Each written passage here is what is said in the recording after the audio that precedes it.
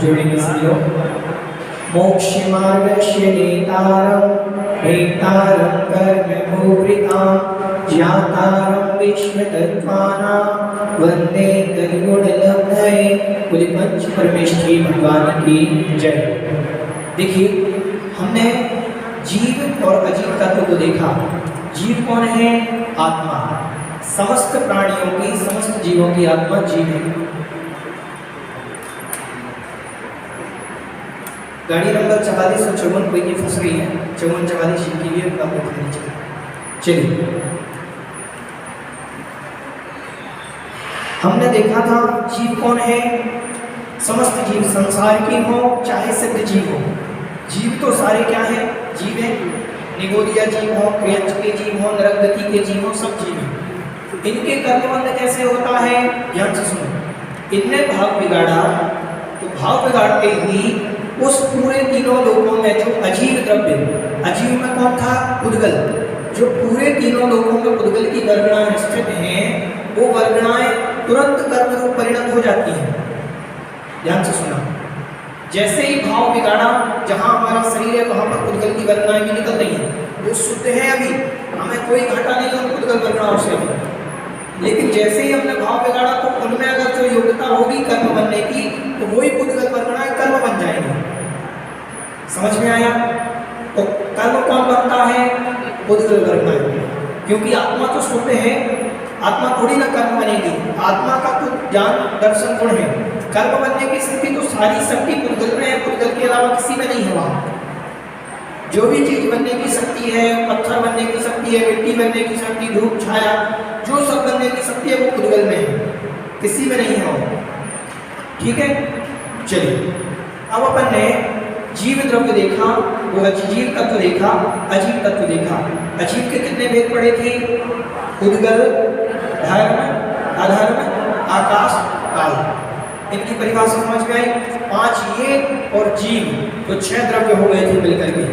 अब तत्व की बात चल रही थी, तो जीव तत्व, अजीव तत्व। अब आते हैं हम आश्रव तत्व पर। कौन से तत्व पर?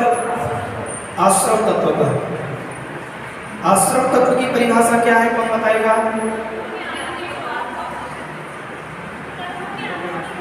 हाँ, कर्मों के आने के बाद आश्रव कहते हैं, गलत है। और बताइए। हाँ, मनोवचन काय की क्रिया से। हाँ ठीक, बहुत सही। और बता। हाँ चलो ध्यान से सुनो। इनसे जो उत्तर मिला है वो मिला है मन, वचन और काय। मन की, वचन की और काय की चंचलता से जो आत्मा के परिणामों में परिस्पंदन होता है, उससे जो कर्म आ रही है, उस भावों से, मन वचन काय की चंचलता से, उसका नाम आश्रव। बिल्कुल सही, ये आपने कह दिया। लेकिन वास्तविकता आश्रव का नाम क्या है वो मैं बता रहा हूँ। और कोई बता सकता है परिभाषा आश्रव की? कल हमने आपको समझाई है। आप अगर दिमाग लगाएंगे तो कल की सारी परिभाषाओं में आश्रव की परिभाषा मिलेगी। और कोई नहीं? आते तो है ही नहीं कहीं से। आश्रव मतलब होता है आना, कर्मों का आना, ये समझो। अब आश्रव की परिभाषा हम पूछ रहे हैं। हाँ नहीं, चलो आत्मा में बंधना आश्रव नहीं है। आत्मा में बंधना तो बंद हो जाएगा। ध्यान से सुने, ध्यान से सुने। बिल्कुल सटीक परिभाषा आपने कल समझ ली। जो शुद्ध उद्गल वर्गणाएं थी, ये क्या थी? शुद्ध उद्गल वर्गणाएं थी। हमने भाव बिगाड़े। भाव किन से बिगड़े? मन वचन काय की चंचलता से। वो तो आत्मा ने करी मन वचन काय की चंचलता। ठीक, हमने जो भाव बिगाड़े तो ये शुद्ध उद्गल वर्गणाओं का कार्बन वर्गणाओं में परिवर्तित होना, शुद्ध उद्गल वर्गणाओं का, ये शुद्ध थी। अब यही वर्गणाएं किस रूप परिवर्तित हो गई? कार्बन, कर्म रूप। कर्म, जो कर्म बनती है उनको कार्बन कहते हैं। जो वर्गणाएं कर्म बनती हैं उनको कार्बन वर्गणाएं कहती हैं। ध्यान से सुनिए। शुद्ध उद्गल वर्गणाओं का कार्बन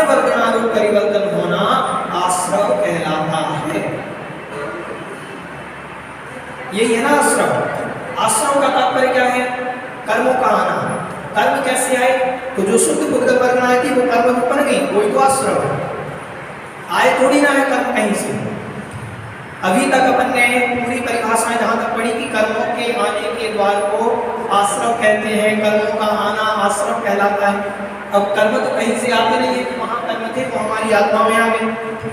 ये तो परिभाषा बच्चों को समझाने के लिए, ध्यान से सुनो, बच्चों को हम पढ़ाएंगे तो हम ये नहीं बताएंगे उनको, हम तो यही बताएंगे कर्मों का आना आश्रव है, समझ रहे हैं, वो बच्चों की परिभाषा है। अब आप तत्व सूत्र पढ़ रहे हो तो अपना लेवल बढ़ाओ, अभी तक जो पढ़ते आए लेवल बढ़ा करके पढ़ो कि शुद्ध, ध्यान से सुनो, शुद्ध पुद्गल वर्गणाएं पूरे तीनों लोकों में है भाई साहब। हमने भाव बिगाड़े तो यही पुद्गल वर्गणाएं कर्म बनेगी, आत्मा थोड़ी कर्म बनेगी। कौन बनेगी कर्म? यही वर्गणाएं बनेगी ना कर्म। तो इन्हीं शुद्ध पुद्गल वर्गणाओं का कर्म वर्गणा रूप या कार्बन वर्गणा रूप परिवर्तन होना आश्रव कहलाता है। समझ में आया?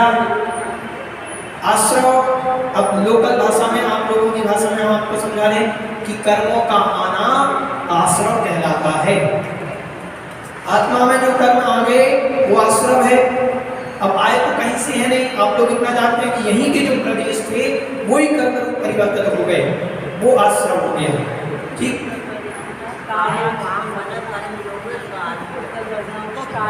हाँ, शुद्ध पुद्गल वर्गणाएं जो हैं उनका कार्बन वर्गणा रूप परिवर्तन हो जाता है। ठीक है, समझ में आया? बंध, बंध की परिभाषा कौन बताएगा?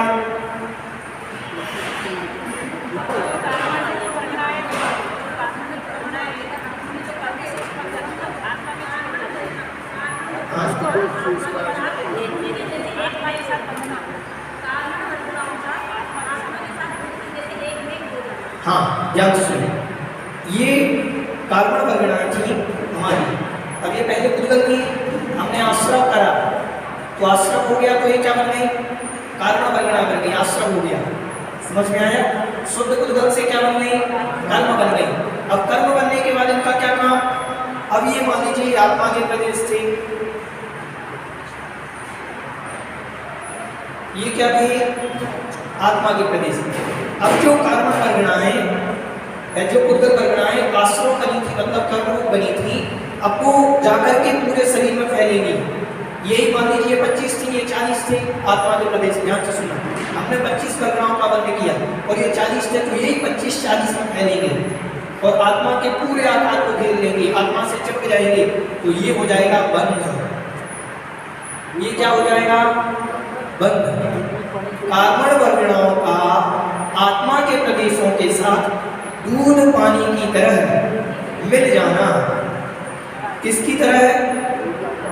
हाँ, दूध पानी की तरह दिखेगा तो ऐसा जैसे दूध में पानी मिल चुका है, लेकिन दूध दूध है, पानी पानी है, ये भी याद रखना। दिखेगा कैसे? कि आत्मा में, ध्यान से सुनना, आत्मा में जो कर्म है वह दूध पानी की तरह मिल जाते हैं। सोनगढ़ी लोग एक उदाहरण देते हैं बंध का, ध्यान से सुनो, कर्म कैसे बनते हैं उनका उदाहरण भी समझ लो। वो लोग क्या कहते हैं, हम क्या कह रहे हैं कि हमारे जो कर्म बने, पुद्गल वर्गणाएं कर्म बनी, वही कार्बन वर्गणाएं पूरे आत्मा के प्रदेश में चिपक गई। कैसे चिपकी?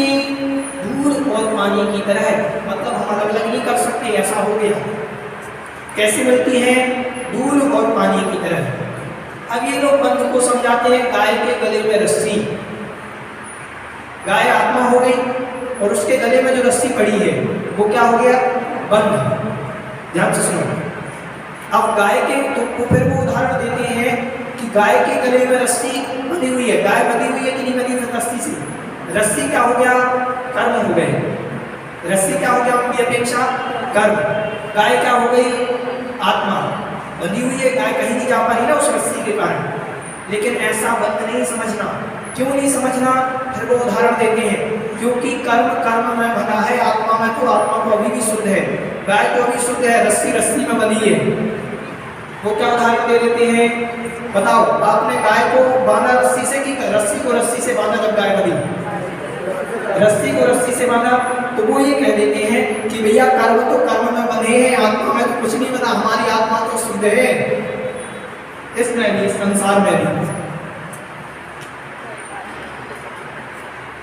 वो ऐसा कहते हैं, लेकिन ऐसा नहीं है, क्योंकि फिर रस्सी गाय का कुछ नहीं बिगाड़ पारी बंधन के अलावा, बल्कि जब कर्म दूध पानी की तरह मिलेंगे तो दूध आत्मा थी, पानी कर्म था। ध्यान से सुनो, तो दूध पानी जब दूध में मिला तो आत्मा भी दूध भी पतला हो गया, मतलब पूरे दूध पर पानी का असर होता है। रस्सी का उदाहरण दोगे तो उदाहरण नहीं जमेगा।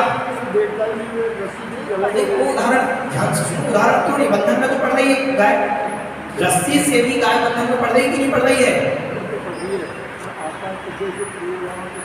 वो ऐसा उदाहरण दे देते हैं, इसलिए दे देते हैं, इसलिए उदाहरण देते हैं कि कर्म कर्म में बंधे हैं, आत्मा में नहीं। आत्मा में बंद होता ही नहीं। बताओ आत्मा में बंद होता क्या? खुदगल की एक पर्याय की बंध। ध्यान से सुनो, आत्मा में बंद नहीं होता, ध्यान से सुनो, कभी भी नहीं होता। ये जो बंद भी हुआ है ना, ये आत्मा में नहीं हुआ, ये तो चिपके तो कर्म में ही है, लेकिन वो आत्मा में जो पुराने कर्म थे उनसे जाके चिपक गए। समझ रहे हैं? तो एक एक प्रदेश में ये हुआ बंध। समझ में आ गया बंध? जीव क्या थी? आत्मा थी। अजीव क्या था? कर्म। कर्म अजीव ही था। अब उन अजीव का, जो शुद्ध अजीव थे, उनका कारण वर्गणारूप परिवर्तन क्या हो गया? आश्रम हो गया। ठीक है, कर्म रूप बन गए। अब कर्म रूप बनने के बाद वो आत्म प्रदेशों में पूरे एक स्थान पर बराबर बराबर में फैल गए, तो वो क्या हो गया? बंद हो गया। समझ में आ गया? जीव अजीव आश्रव बंध। ठीक, अब अगला तत्व है संवर। इसमें कोई दिक्कत तो नहीं। देखो इतनी सरलता से आपको समझा रहे कि एक बात अगर आपको लगे कि हमें समझ में नहीं आ रहा है, और उस वक्त आप बेहिचक बोलना, ये मत समझना कि हमें जो आए हम वैसे ही समझाएंगे। आपका वो हमारे लेवल से ऊपर जा रहा है तो आपका लेवल भी हम डाउन कर देंगे, आपको बताना कि कैसे पढ़ना है। ठीक है, चलिए। कहाँ से जा रहा है बताओ तो, कैसे जा रहा है? अगर जा रहा है ध्यान से सुनो, मैं कह रहा हूँ ना, मैंने इतने अच्छे तरीके से आपको समझा दिया, इतने इससे अच्छा तरीका और नहीं हो सकता। और चाहिए तो आप निकाल देंगे, आप चिंता मत करो। आपको नहीं आए समझ में तो भी समझा देंगे। ध्यान से सुनो, तो जीव क्या थी? शुद्ध आत्मा थी। ध्यान से सुनो, आत्मा थी। आत्मा में अजीव मतलब पुद्गल बंधे, शुद्ध पुद्गल। वो बंधे कैसे है कि दोनों में संपर्क नहीं है ना, जीव अलग है पुद्गल अलग है, शुद्ध दोनों एक साथ रह रहे हैं। लेकिन जैसे ही जीव ने परिणाम बिगाड़े तो ये जो पुद्गल थे ये कार्बन वर्गणारूप परिवर्तन हो गए, तो ये क्या हो गया? आश्रम हो गया। क्या हो गया? आश्रम हो गया। और यही जो पूरे में जितने हमने मान लीजिए 10 प्रदेश बांटे, कर्म के कितने प्रदेश बांधे? कर्म के 10 प्रदेश, और आत्मा के असंख्यात प्रदेश हैं, तो ये 10 प्रदेश पूरी आत्मा में फैलेंगे, तो ये हो गया बंध। संवर। अगला तत्व कौन सा है? संवर का अर्थ होता है रोकना। संवर का अर्थ क्या होता है? रोकना। ये प्रक्रिया प्रति समय हमारे साथ चल रही है, प्रति समय हम कर्म का बंध कर रहे हैं। एक सेकंड भी ऐसा नहीं है जिसमें कर्म का बंध ना होता। आयु कर्म को छोड़ करके शेष 7 कर्म प्रति समय हमें बंध रहे हैं। प्रति समय, सोते समय भी, जागते समय भी, मंदिर में बैठे स्वाध्याय करते समय भी। अब ये अलग रूप है कि वो शुभ रूप बन रहे हैं कि अशुभ रूप, लेकिन मन जरूर रहे। प्रति समय 1 सेकंड के लिए नहीं रुकते आयु के अलावा। ठीक है, तो समझ में आया? अब क्या होगा?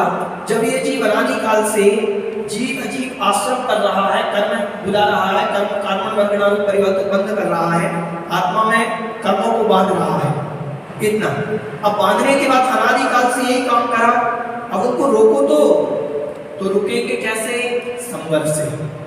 संवर कौन करता है? मुनिराज करते हैं। कौन करते हैं?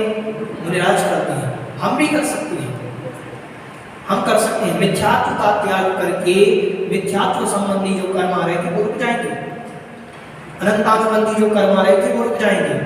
अभी वो हम आपको बाद में बताएंगे।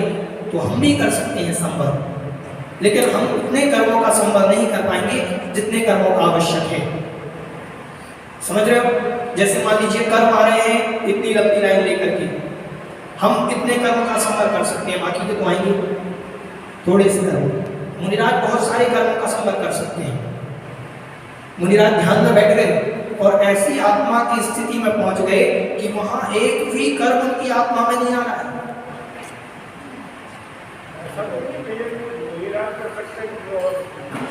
नहीं, हमारी इतनी ध्यान की उत्कृष्ट अवस्था नहीं बनेगी। उस अवस्था तक जाना पड़ेगा, बाकी तो मुनि में और आपसे क्या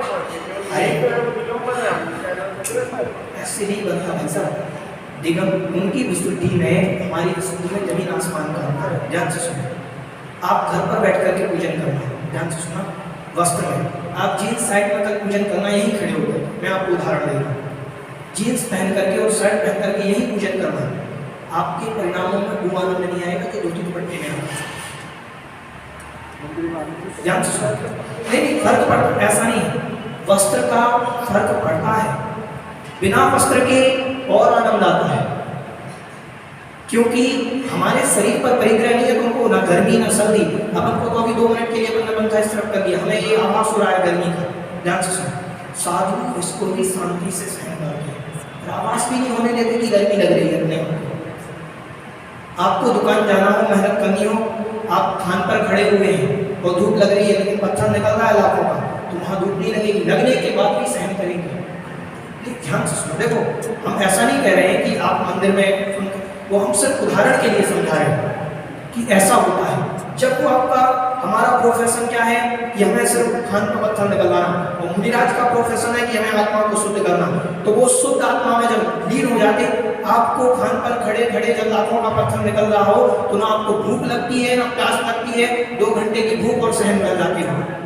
ध्यान से सुनो, करते हो क्योंकि आपका वो प्रोफेसर है। और साधु का लक्ष्य क्या है? आत्मा से कर्मों की निर्जरा करना, तो उनको भूख भी लगती है, प्यास भी लगती है, तो भी वो सहन कर जाते हैं, क्योंकि उनका लक्ष्य भी कर्मों को रोकना है। जो कर्म उनके आ रहे हैं प्रति समय उनको रोकना है, एक साथ नहीं रोकते, उनके भी धीरे धीरे रोकते हैं, लेकिन बहुत मात्रा में एक साथ कर्म रोक सकते हैं। क्योंकि अब ध्यान से सुनो, इतना तो अनादिकाल से करते आ रहे हैं। मुनि बनने के बाद उन्होंने बहुत सारे कर्म रोक लिए कि अब आ ही नहीं रहे, तो रोके हुए हैं। इतनी विशुद्धि आत्मा की बन रही है, इतने परिणाम में हलन चलन हो ही नहीं रही, कर्म कैसे आएंगे? कर्म तो जब अच्छा बुरा सोचोगे किसी के बारे में तब आएंगे। मुनि आप सोच ही नहीं रहे अच्छा बुरा, नहीं अच्छा भी नहीं सोचते उस अवस्था में, सिर्फ आत्मा। अच्छा सोचेंगे तो पुण्य बंद होगा, वो भी पुण्य की प्रकृतियां भी रुक जाती, वो भी नहीं आती, कोई कर्म नहीं आ रहा। ठीक, इसके बाद इसका नाम क्या है? संवर। संवर मतलब रोक देना। अब आया निर्जरा, ये इसकी परिभाषा बता सकते हैं कि शुद्ध उद्गत परमाणुओं का कार्बन वर्गणारूप रोक देना, कार्बन वर्गणारूप परिवर्तन होने से उनको रोक देना। संवर कैसे होगा? ये जो शुद्ध परमाणु है इनको शुद्ध ही रहने देना, इनको कार्बन वर्गणारूप नहीं बदलने देना, यही तो संवर हुआ, यही हुआ ना संवर। कार्बन वर्गणारूप बनने से रोक देना। वो कार्बन वर्गणारूप कब बनते हैं? जब हम शुभ अशुभ परिणाम करते हैं, और वो जब हम शुभ अशुभ परिणाम ही नहीं करेंगे तो कर्म अपनी जगह रहेगा, हम क्या करेगा वो? तो बाकी के जो पहले बने हैं उनकी बात नहीं कर रहे हैं, हम नए की बात कर रहे हैं। जो नए बनने वाले हैं, पुराने जो बने हुए हैं उनकी छोड़ो, अभी जो वो तो बने हुए हैं उनकी हम निर्जरा करेंगे। पहले रोकना तो पड़ेगा। आप एक नाव का उदाहरण दिया, नाव है, ध्यान से सुनो, नाव बहुत अच्छे से सात तत्व को हम नाव से समझा देते हैं। नाव है, नाव में जो आदमी बैठा है वो क्या है? जीव है, जो नाव के अंदर आदमी बैठा है। नाव क्या है? अजीब है। ठीक, आश्रम क्या हो रहा है? नाव में एक छोटा सा छेद है जिसके कारण नाव में पानी आने लगा, तो जो पानी आ रहा है वो कर्म है। ठीक, बंद क्या होगा? अब वो जो नाव में पानी आ रहा था वो पूरे में फैलेगा, जैसे आत्मा में ये भर रहे थे ऐसे पूरे में जाएगा कि एक स्थान पर तो नहीं रुकता, वो तो पूरे नाव में फैलेगा। तो ये हो गया बंद। अब क्या करना है? अगर हम पानी को नहीं रोकेंगे तो और डूबते जाएगी। ध्यान से सुनना, हम इधर से पानी निकाल रहे हैं, उधर से कुछ छेद है, आश्रम हो रहा है और हम पानी को निकाल रहे हैं, तो फायदा होगा। पहले करो कि आप जहां से पानी आ रहा है उसको पहले रोको, जितना आ गया वो आ गया, आगे नहीं आना चाहिए। यही करते ना, जितना पानी आ गया है अब आगे नहीं आया, तब तो निकाल पाओगे उसको। तो आपने पहले उसको जहां से वो छेद था नाव में, तो छेद आपने बंद कर दिया, फिर जितना पानी भरा था अब उसको अपने हाथों से बाहर कर रहे हो, ये हो गई निर्जरा। मतलब पहले जो पानी आ गया, पहले जो आश्रय बंद हो गया, उसको तो रोक नहीं सकते आप, वो तो आ गया है, आ चुका है। नए को तो रोक सकते हो ना, तो नए कर्म को रोकना क्या हो गया, संवर हो गया। और जो पुराना आत्मा में था, मुनिराज की आत्मा में, वहां और विशुद्धि बढ़ाएंगे तो उस कर्म की निर्जरा होने लगेगी। जो पहले बने थे हमारी आत्मा में, वो आत्मा से हटने लगेंगे। मतलब जो कार्बन परगना बन गए थे, वो तुरंत बुद्धल रूप परिवर्तित होने लगेंगे। ठीक है। और जिस दिन जितनी आत्मा में सारे कर्म बने हैं, जितने भी बने हैं अनादिकाल से, वो सारे कर्म निर्जरा को प्राप्त हो जाएंगे। मतलब वो सारे कर्म जब शुद्ध परमाणु बन जाएंगे तो आत्मा को मोक्ष हो जाएगा, आत्मा बंधन से मुक्त हो जाएगी। समझ में आया साधन तत्व? आगे समझ में तो नहीं लगा कठिन? जीव क्या है? आत्मा। अजीव क्या है? शरीर भी है, कर्म परगणाएं भी है जो बन रही है, वो क्या है? अजीव है, जो कर्म में बन रहे हैं, उद्गल। ठीक है। आश्रव क्या है? जो उद्गल परगणाएं थी वो कर्म रूप परिवर्तित होके आ रही है, जो कर्म रूप बन रही हैं, वो कौन बना रहा है? हमारी आत्मा बना रही है ना। उद्गल परिणाम को कर्म रूप परिवर्तित कौन कर रहा है? हमारी आत्मा के परिणाम। ठीक है। तो ये आश्रव किसने करा? आत्मा ने, उद्गल स्वयं नहीं आया। ठीक। बंद, अब जब आश्रव जो चीज आई है वो तो बंद करके रहेगी, तो वो तुरंत बंधन को प्राप्त होगी आत्मा के साथ। ठीक है। अब मुनिराज बनने पर या किसी ऐसी उत्कृष्ट अवस्था में पहुंचने पर संपर्क कर सकते हैं, हम कर्मों को आना रोक सकते हैं। रोक लिया। अब ध्यान से सुनो, अब नए कर्म तो नहीं आ रहे, लेकिन अनादिकाल से जो आज तक बने हैं उनकी निर्जरा कौन करेगा? 70 गुणा बड़ी सागर तक के बने। अब उनकी निर्जरा और विशुद्धि मुनिराज बढ़ाएंगे तो उनकी निर्जरा होने लगेगी, और धीरे धीरे धीरे धीरे वो निर्जरा होगी। और ऐसा भी होता है कि 48 मिनट के अंदर एक साथ समस्त कर्मों की निर्जरा हो जाती है। अनादिकाल से बंधे हुए कर्म 48 मिनट में निर्जरा को प्राप्त हो जाते हैं, अगर विशुद्धि आत्मा की बढ़ जाए। और बिना मुनि बने ये अवस्था कभी नहीं आ सकती, कभी नहीं आ सकती। बिना मुनि मुद्रा धरे, बिना मुनि मुद्रा के ये अवस्था कभी नहीं आ सकती। और जैसे ही आप मुनि बने उस अवस्था को पहुंचे, तो उस अवस्था में आपकी वो कर्म निर्जरा होने लगे, और निर्जरा होते जिस दिन सारे कर्म निर्जरा को प्राप्त हो जाएंगे, उस दिन वो तुरंत आत्मा कर्म से मुक्त हुई, तुरंत सिद्धालय में रहता है। एलक शुल्लक से काम नहीं होता। फांस तनक सी तन में साधे, चाहे लंगोटी की तो भाले। एक लंगोटी भी बहुत विकल्प का कारण है। आप यहाँ से गए, आप यहाँ गए, वहाँ आपका पैंट नहीं मिल रहा था, धोती के पट्टे, आपको विकल्प आ गया, आपका कपड़ों आगे नहीं आ गया, हम कैसे घर जाएंगे? तो अगर इतना सा भी हमारे पास परिग्रह है, वो विकल्प का कारण है।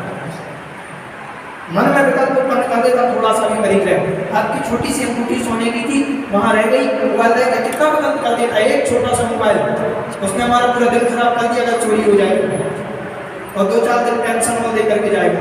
एक छोटा सा मोबाइल कितने दिन टेंशन लेकर के गया? 10 दिन। ऐसे कर्म बनते हैं। ये सारे विकल्प उनसे लाभ हो जाता है। समझ में आया साल तक? अब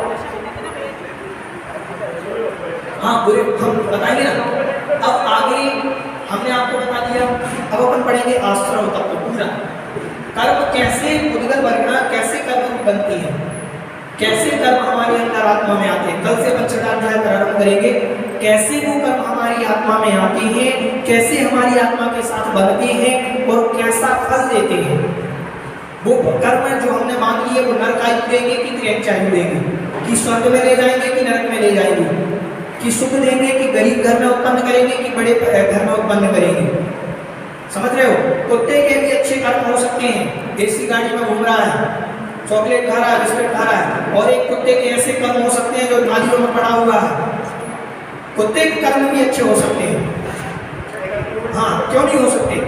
कुत्ता भी ऐसा कर्म कर गया, कुत्ते ने ऐसा कर्म करा कि उसको इतनी सुंदरता मिली, लोग उसको चाह रहे हैं, लाखों रुपए की बोली लगती है कुत्तों की। आप क्या समझते हो? तो कुत्ता को इतना अच्छा पुण्य देकर के आया, उस हिसाब से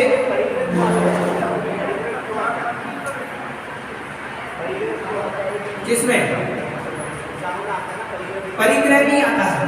परिग्रह में कौन सा भाव आता है? परिग्रह नहीं आता है। परिग्रह में अपनेपन का भाव आता है कि ये मेरा है। परिग्रह कभी नहीं आता। परिग्रह तो यहाँ बैठे बैठे ये सोचो ये बिल्डिंग मेरी है, मेरी है, परिग्रह तो वो भी है, ध्यान से सुनो। लेकिन ये मेरी है, ये परिग्रह है, नहीं तो वो कोई परिग्रह नहीं। ये मंदिर है, ये मंदिर मेरा है, ये भगवान मेरे हैं, ये परिग्रह है। भगवान तो है, ध्यान से सुनो। ये अंगूठी है हमारे पास, इसमें मेरा पना भाव है। अगर मेरी नहीं हूँ, मैं आपकी पहने हूँ और चोरी हो जाए तो मेरे को विकल्प आएगा क्या? नहीं आएगा, बिल्कुल नहीं आएगा। अरे आज दूसरे की थी, आगे घूम गई तो घूम गई। अब ये मेरी है, मैंने पैसे लगाए तो इसी चीज ने, अगर आपकी अंगूठी यहाँ घूम गई है, हमें कोई विकल्प नहीं होगा, हम अनाउंस कर देंगे अगर किसी को अंगूठी मिले तो।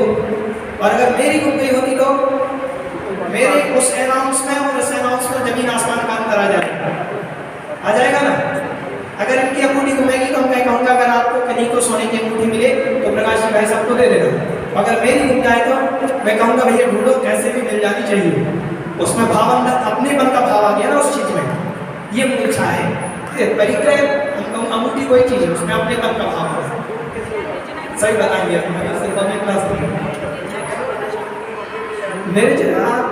निर्जरा की परिभाषा देखें। कार्बन वर्गणाओं का उद्गल वर्गणारूप परिवर्तन होना निर्जरा है।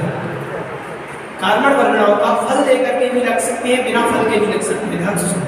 कार्बन वर्गणाओं का अपना फल लेकर के या बिना फल लिए वापस कर्म रूप परिणाम उद्गल रूप परिणामित होना निर्जरा है। चलिए, बात सामान्य परिभाषा है, कर्मों का आत्मा से दूर हो जाना निर्जरा है। बोधि समाधि परिणाम सुधि स्वात्मोपलब्धि शिव सौख्य सिद्धि चिंतामणिं चिंत्यति वस्तुराणि कामन्यमानस्य ममस्तु देवी। नवान्नमः।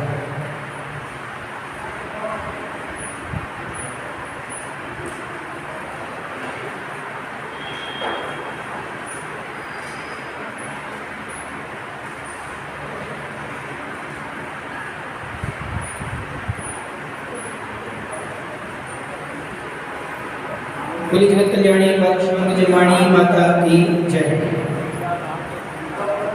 देखो, आप लोग भी एकाग्रता से पढ़ेंगे, ऐसी कोई चीज नहीं है जो समझ में नहीं आए। और मैं आपसे कह रहा हूँ, जो हमने आज पढ़ाया आप दिन भर उसको माइंड में लेते रहें। जो चीज़ आपके मन में प्रश्न है तुरंत मोबाइल में लिख लें, टाइप कर लें, मुझे व्हाट्सएप कर दें कि ये प्रश्न मेरे को समझ में नहीं आया, मन में आया, तो आप पूछ सकते हैं। तो आपको थोड़ा सा क्या है, आप माइंड लगाते रहिए बैठे बैठे घर में, मजा आएगा। चलिए अर्घ लेने। ओम ह्रीं श्रीनिवासाय सिद्धिविनायक बाहुबली।